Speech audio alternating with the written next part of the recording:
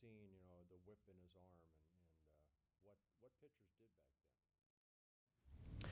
Your list of career accomplishments is extensive. You sit near the top of almost every pitching category, career pitching category.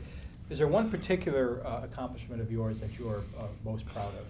Well, that's to me that's individual stuff, and there's a lot of things. The shutouts, the complete games. Wins are hard to come by. 287 wins, but you need everybody to work together. You can win. When I was younger, when I was 19, 20 years old, and I lost a game 1-0, it was my fault. If I lost a game 2-1, it was my fault. I gave up the 1 or 2 runs. So I think in the long run, losing a lot of close ball games early in my career probably made me a better pitcher as my career went on. People say, why would that be? Because you know what? I worked harder because I wanted to win that game 1-0. I had 15 1-0 game wins, complete game wins. And I think those losses early on made me a better pitcher, more determined. I'm Dutch and stubborn. I expect a lot out of myself when I had that baseball in my hand. So there were a lot of times that, the game has so many ups and downs. But I think the complete games, the shutouts, the victories were nice. Those are all individual things. The accomplishments throughout my career, I think being part of the 1979 Pittsburgh Pirates and 1987 Minnesota Twins World Championship teams. Those to me are something that I'm very proud of, and I wear the ring, the Minnesota ring, because I broadcast for the Twins. I also have a Pittsburgh Pirate ring. That's something, again, they cannot take away from me. Good, thank you. It's been written that there's nothing that a pitcher controls more than strikeouts, and you stand at number 5 on the all-time list with really no active pitcher coming even close to you for the next 10 years, if ever. Was it a product of your durability that helped you to that record, or was it a change in the way pitchers are being used today that will help keep others away from that record? Well, I think there's a lot of things that go into a strikeout. I never considered myself a strikeout pitcher. I just pitched a long time, and during my era it was Nolan Ryan. Everybody picked up the paper to see how many he struck out, 15, 16, 17, batters. I was always a guy I felt if I could get, a strikeout an inning, that was pretty good for me because that means that ball wasn't put into play, and if it's bases loaded and 1 out, well, that's when I needed to strike out. I had pitches to strike out batters. I knew that. It was just a matter of making that right pitch. The game has changed. When I came up in 1970, it was kind of 8 or 9 man pitching staffs. Now they have 12, 13 man pitching staffs. Starters aren't required to go, a complete game anymore.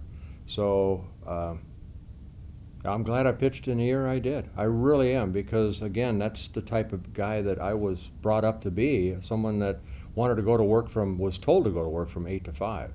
I mean, I had a paper out at the age of 11, and I worked after school once to help my family make ends meet. There was 7 of us in a 3-bedroom house with 1 bathroom when we first moved down to California. My dad and mom made sure that we were always busy, that we never watched TV. We were out doing things. We weren't playing games. We were out doing something constructive, whether it be, have a paper out or work at an Orange Julius after school. You did something. You just didn't sit around the house. You're renowned for your clubhouse pranks. Was it important to you to help keep the mood? What made you say that? I would never did anything. It was always my twin brother. I have a twin brother that looks exactly like me. I've heard that. I tell you what, he was terrible sometimes. Did that looseness contribute to the success of the '79 Pirates and the Twins in '87? Well, I think they would have won without me, the '79 Pirates, because we had a very loose clubhouse. Great manager in Chuck Tanner, led by Willie Stargell. I guess I got that from my dad too. It seemed like, growing up, my dad was a bumper straightener when he first came to the United States. He worked his tail end off until his back went out on him. But he always seemed, after a hard day's work, to come home with a joke. Now, in his Dutch accent, and it was usually a dirty joke somewhere along the line, but he always found a reason to make us somehow laugh at the dinner table. So, I think my sense of humor and my fun when I wasn't pitching came from my dad. Just to enjoy it, because you know what? It's a kid's game, and you don't know. I mean, I could have thrown one pitch and boom, your arm won't allow you to do that anymore. But as long as the determination was there and the stubbornness was there, the fun had to be there too, or I wouldn't have been able to play as long as I did. Okay. And I apologize to everybody that I maybe gave a hot foot to, pie in the face, maybe a toilet that blew up while they were on it, things like that. Sometimes they just happen. Do you really apologize? No. Oh, thank you. Also, we need to conclude at 9:11. Okay. You're gonna do Mike and Mike at 9:15. Okay, So. okay, very good. No, it's fine, thank you. Yep. 9:10. Okay. You set the major league record, surrendering 50 home runs in 1986, yet you still won games, 17 that season. You had a decent ERA throughout your career. I believe I led the league in innings pitched that year, too. I believe you did. Yeah. Being the type of pitcher that you were, did you approach hitters differently, willing to give up that potential home run for the chance at that potential strikeout? No. I never wanted to give up a home run. I had 2 years. I gave up combined 96 home runs, but I still won 32 ball games and led the league in innings pitched in those total 2 years. No, you know what? It was just an era that I felt, and maybe the hitters say no, it wasn't, but in 85, I think, in 86, or 86, 87, that ball was flying. I mean, I already had pitched 15 years, and I remember I'm out on that mound, and I thought I had the same stuff I had the year before, but I would throw a pitch, and the guy would hit it a long way, and I'm thinking, oh, that's a fly ball to the warning track, and it ended up 20 rows up, and I kept looking for those little rabbits in that baseball, between starts. I was taking the leather off, and for some reason the balls were flying, and there was a lot. I believe at that time baseball had the all-time home run record as far as the most home runs hit by, in the season.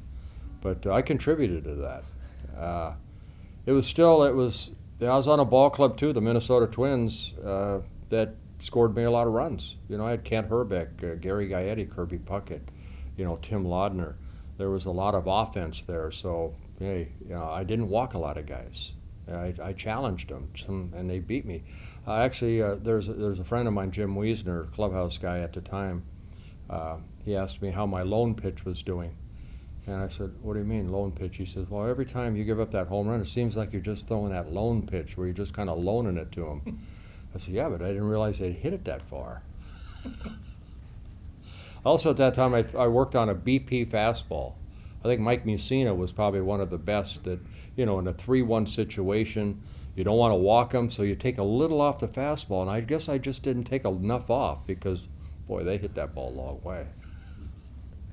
You were primarily a curveball pitcher, very durable. Those two terms don't exactly go together very well in the history of the game, since the act of throwing that type of pitch can have so much traumatic effect on various parts of the arm. Was it a product of your mechanics that helped you pitch as long as you did? Or do you think, were you just genetically engineered to be able to throw that ball? Well, I think a lot of, anytime that an athlete has an opportunity to play a sport, no matter what it is at the highest level, there's God-given ability. There's God-given talent that he gave you. Now you have to take that ability, and you have to take it to the next step by working hard, by concentrating. As far as my curveball, again, I go back to Marv Grissom by putting that chair down and utilizing, the lower part of my body so I could follow through.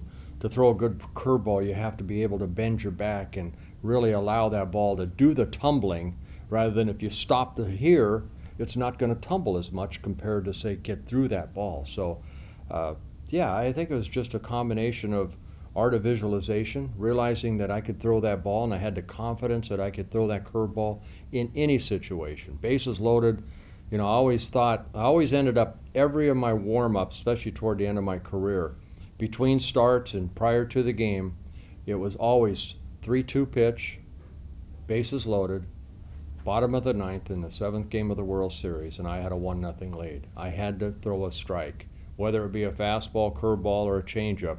I always ended my routine by throwing a strike.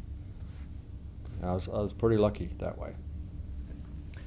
This summer, your plaque will hang in the gallery that includes Sandy Koufax and Willie Stargell, Babe Ruth, Hank Aaron, Ted Williams. And you're forever going to, from here on out, be referred to as Hall of Famer Bert Blyleven. Mm. How does that feel? I'm still numb. I'm still numb. I don't know if it'll ever sink in. You know, when, you know, in Twins history, because I came up with the Twins, of course, you know, I got to know Harmon Killebrew, Rod Carew, Kirby Puckett. I played with all three of those guys.